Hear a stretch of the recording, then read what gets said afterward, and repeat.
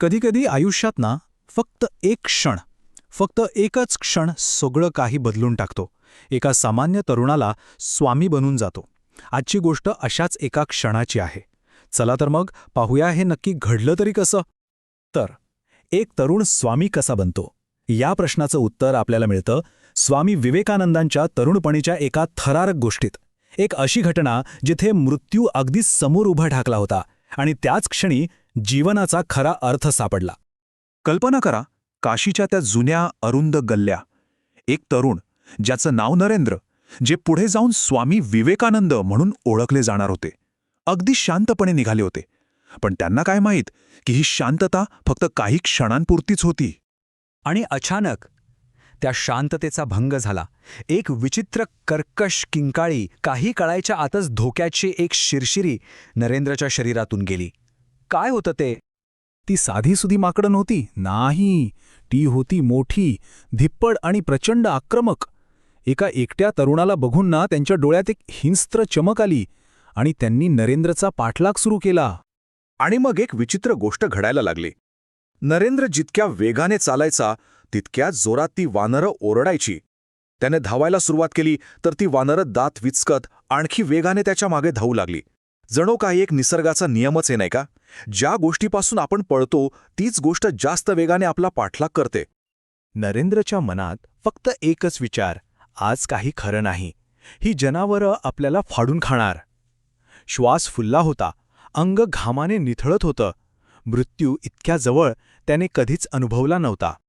जेव्हा वाटत होतं की आत्ता सगळं संपलं, भीती आणि निराशेने पूर्णपणे घेरलं होतं, अगदी तेव्हाच त्या सगळ्या गोंधळात एक आवाज घुमला. एक असा आवाज ज्याने सगळं चित्रच पालटून टाकलं.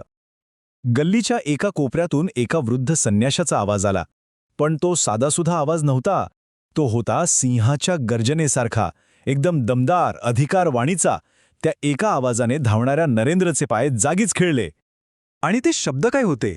पळू नकोस, थांब आणि त्या पशूंचा सामना कर, बस. हे शब्द एखाद्या मंत्रासारखे नरेंद्रच्या कानावर पडले आणि थेट काळजाला भिडले. भीतीची भिंत जणू काही कोसळली. पळण्याचा विचार कुठल्या कुठे गेला आणि एक नवी ऊर्जा, एक अज्ञात शक्ती त्याच्यात संचारली. आणि मग चित्र पूर्णपणे बदललं. ज्याला म्हणतात ना, शिकारीचा शिकार झाला. काही क्षणांपूर्वी जो तरुण जीव वाचवण्यासाठी पळत होता, तोच आता आपल्या शत्रूंना सामोरा जायला तयार झाला होता. त्याने काय केलं? फक्त 3 गोष्टी. तो जागीच थांबला, एक दीर्घ श्वास घेतला आणि तो वानरांकडे तोंड करून उभा राहिला. बघा, घाबरून पळण्याऐवजी त्याने विचारपूर्वक कृती केली. हा फक्त शरीराचा बदल नव्हता, हा होता मनाचा बदल. आणि हा बदल किती मोठा होता! काही क्षणांपूर्वीचा तो घाबरलेला पळणारा नरेंद्र आता कुठेच नव्हता. त्याच्या जागी एक आत्मविश्वासू सामना करणारा तरुण उभा होता. त्याच्या चेहऱ्यावर भीती नव्हती, आत्मविश्वास होता. खरंच आता शिकार शिकारी बनला होता. आणि मग आला तो खरा क्षण, तो निर्णायक क्षण. नरेंद्र फक्त थांबला नाही किंवा मागे फिरला नाही, तर एका योद्ध्यासारखा त्याने त्यांच्या दिशेने एक पाऊल टाकलं आणि एकच डरकाळी फोडली. त्या एका कृतीने संपूर्ण परिस्थितीच त्याच्या नियंत्रणात आली. आणि याचा परिणाम एकदम अनपेक्षित. जी वानरं काही क्षणांपूर्वी सिंहासारखी अंगावर येत होती, ती नरेंद्राचं हे बदललेलं रूप पाहून एकदम गोंधळली. अरे, त्यांची शिकार तर पळतच नाहीये, उलट आपल्यालाच आव्हान देतेय. आणि बस त्या क्षणी ती सगळी वानरं घाबरून सैरावैरा पळाली. त्या दिवशी काशीच्या गल्लीतून फक्त वानरच पळून गेली नाहीत, तर नरेंद्रच्या मनातून भीतीसुद्धा कायमची पळून गेली.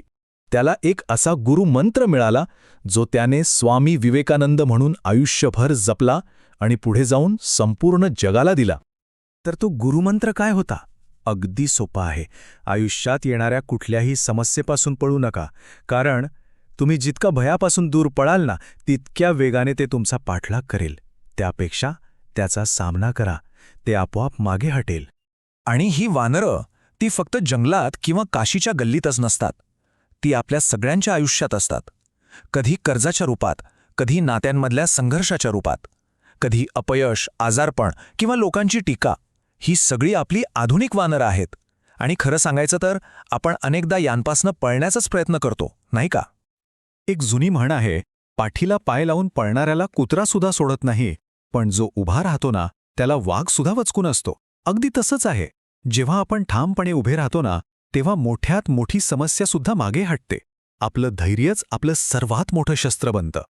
तर मग आता विचार करण्याची वेळ आली आहे. आपल्या आयुष्यातली वानरं कोणती आहेत? अशी कोणती गोष्ट आहे जिच्यापासून आपण पळतोय? चला, आजपासून ठरवूया. पळायचं नाही, सामना करायचा आहे. कारण ज्या क्षणी आपण हा निर्धार करतो ना, त्याच क्षणी अर्धी लढाई आपण जिंकलेली असते.